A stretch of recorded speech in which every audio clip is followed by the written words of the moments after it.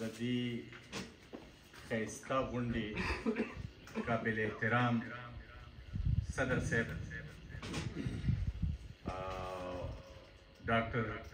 حنیف خلیل صاحب اعزازي مېلمه زمونږه او ستاسو د ټولو بلکې چې په نږدو ملکونو کې په ایشیا کې ډېره غټه پیژنګلو لري بحیثیت انټلیکچوال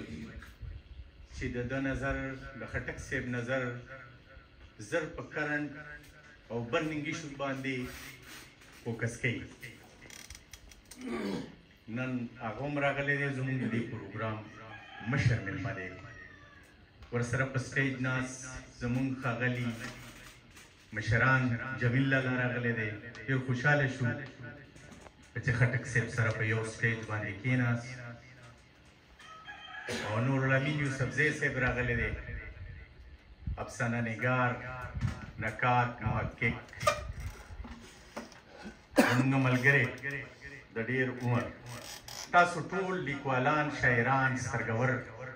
ټولو ته د زړه د کومې نه په دې غونډه کې د انور مانیروال د کتاب یو ارمان د مخکتنې په موقع باندې په دې دستور کې تاسو ته د زړه د کومې نه د زړه د ډډ نه په خیرالي وایم وروڼو زه ډېرې خبرې ځکه نه کوم چې مېلمانه ناستې دي ډېر زیات انتظار و داسې نه وه پکار خو بیا هم چې لږ راغوښتی یم نو انور مانیروال ما سره د 10 کالو نه یو ځای موږ یو بل سره لکه د سوري ګرځېدلي یو نورالامین صاحب هم زمونږ چې کوم دی نو زمونږ مشر و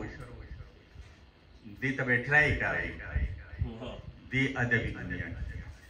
دې سوابۍ کې نو موږ په غرونو په رګو په کلو په بانډو هرې مشاعرې لا سیمینار له موږ بلا ډېر پروګرامونه کړي دي یو ځای انور مانیروال دا شاعري چې ده نو دا دماغ چې کوم دی نو په دغه باندې حکمراني نه کوي په چاپېرچل باندې چاپېرچل په دماغو باندې حکمراني کوي